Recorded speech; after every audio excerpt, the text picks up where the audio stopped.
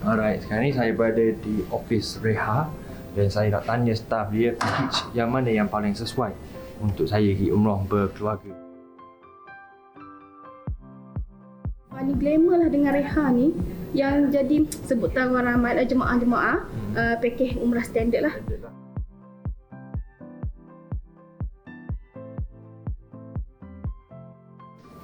Tu ya, senang.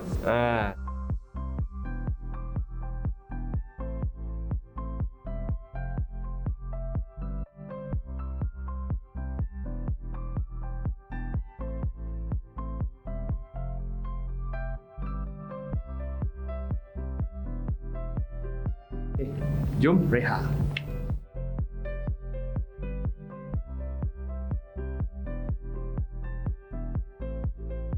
So, kita dah sedia. Esok pagi dalam pukul 11 pagi kita kena ada di KLIA untuk check in, and then flight kita dalam pukul 3 petang ke Madinah esok. Okey, Alhamdulillah kita sampai di airport dalam pukul 11 pagi tadi. Pihak Rayhar memang susun beg kita, so sebenarnya kita tak perlu mikir pun pasal bagasi kita. Lepas tu ada briefing, ada taklimat daripada pihak Rayhar lagi.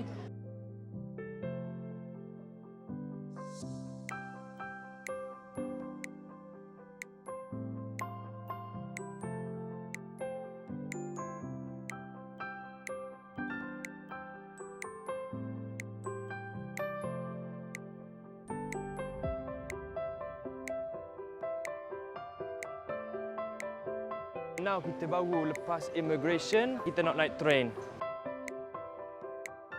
Kita akan tunggu flight kita dalam pukul 3 petang ke Madinah nanti. Alhamdulillah memang so far so good experience dengan Rayhar, memang terbaik.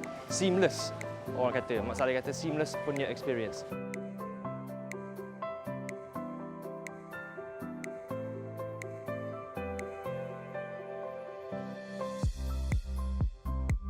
So, okay, jom Rayhar.